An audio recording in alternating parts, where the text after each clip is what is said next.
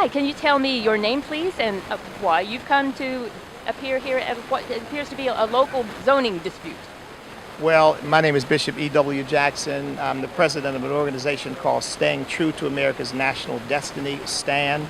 And I've come because we want to stand with these farmers. It's not a local dispute. It's a dispute that's really going on all over our country, which is does government or do bureaucrats get to tell people what to do with their property and get to control their property, or do individuals get to determine how they're going to exercise their freedom with regard to their private property? It's a fundamental issue, and I'm here to support the farmers to make sure that they maintain their rights and freedom.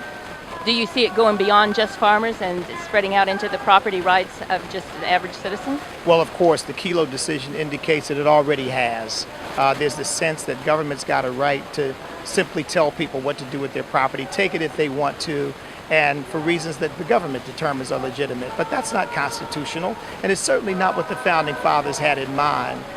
We fought for this country precisely because a foreign government decided that they wanted to control us through taxation and control what we could do with our own property here in this continent. And our Founding Fathers said, no, we're going to make our own destiny. We're going to determine our own direction, and you're not going to dictate to us. And so we're certainly not going to have the government of the United States, federal, state, or local, do that. Does your organization reach out across the country to try to educate people on that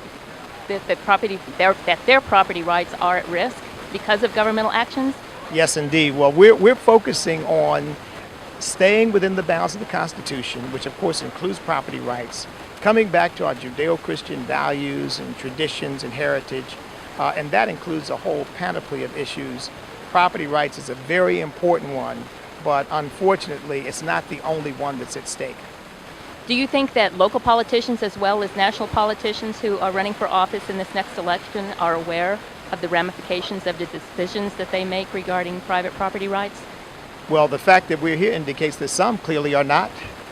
We want to make sure that they get educated, and we want to make sure that they change their perspective, and if they don't, we're going to vote them out of office and vote in people who understand our Constitution and understand what we as Americans expect of our elected officials. You know, America was founded on this unique principle that we don't have rulers, we have servants. We elect people to serve us in public office, not to rule over us. And I think we better get that balance straight again. What do you think citizens should do between now and the elections to ensure that nothing like this happens again, that we can rein in these totalitarian property issues that are being forced upon us? I think they got to do what they're doing here, get active, get loud, be seen, be heard. I think they've clearly got to find candidates and find people who support their values and push them into public office, vote for them, support them, work for them, give to them. And I think they've got to be determined to get rid of people who don't understand or respect those fundamental rights that Americans have. We've just got to, it doesn't matter how long you've known them, doesn't matter who they might be, doesn't matter how long they've been in office. If they're not doing the job we expect them to do according to our Constitution and our rights as Americans, then they've got to go. Do you think politicians in Congress now ever take time off and come down and see the effects of their decisions on people at the local level? I know some do. I wish they all would. I know many don't. Do you think if they did, it would change their perspective on the problems? Yeah, I think that is part of the problem, that they become divorced from the reality that most of their constituents face every day. And I think that's a very dangerous thing to do. I think that's when government develops that sort of authoritarian approach. We know better than you. We'll tell you and dictate to you what you should or should not do or think. And that's not the kind of government the United States of America was designed to have. Thank you, sir. We really appreciate you coming down.